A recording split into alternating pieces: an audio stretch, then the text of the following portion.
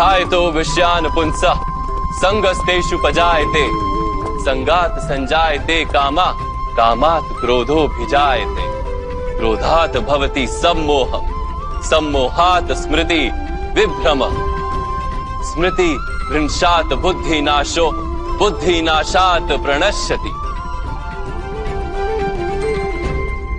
फल की आशा से कामना प्रकट होती है और कामना का तो स्वभाव है असंतुष्ट रहना।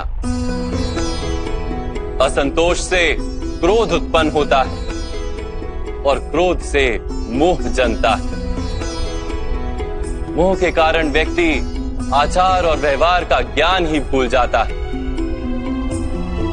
ज्ञान के जाने से बुद्धि चली जाती है, अनुचित प्रकार के कार्य होने लगते हैं और समाज ऐसे व्यक्ति का शत्रु बन जाता है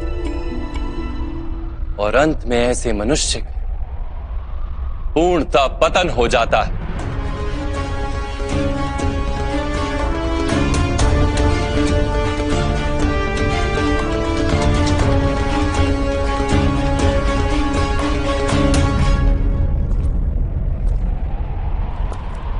जैसे भ्राता दुर्योधन, उनके सेनापति महामहिम उनके ही शत्रु हैं और तुम्हें विजय का आशीर्वाद दिया।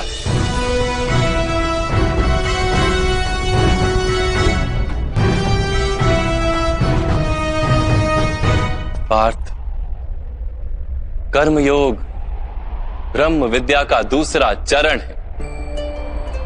परमात्मा में अपनी बुद्धि स्थिर करो, स्वयं को आत्मा जानो, मिथ्या बंधनों से मुक्त हो जाओ और फल की आशा का त्याग करके केवल कर्म करते रहो।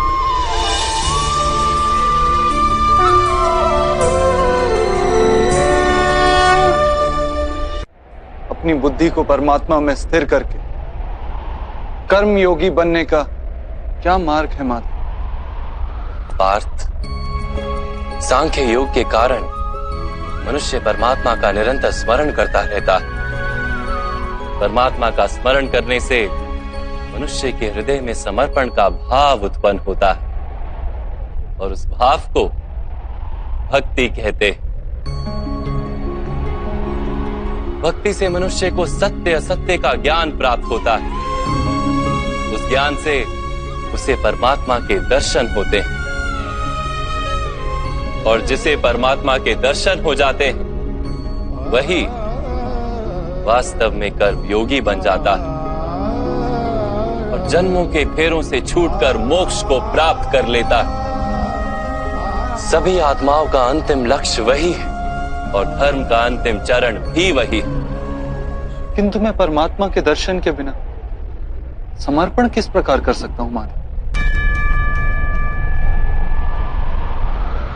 परमात्मा के दर्शन करने हेतु अपनी आंखों पर बंधे लालसा, अहंकार, क्रोध और पूर्वाग्रह की पट्टियों को उतारना होता है।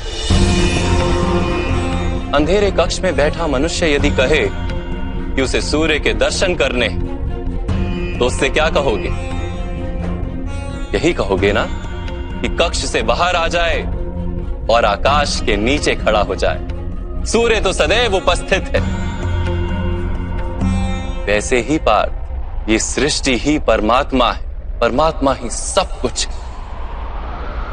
परमात्मा के सिवा कुछ भी नहीं। जो अपनी आत्मा के दर्शन कर लेता है वो परमात्मा के दर्शन कर लेता है।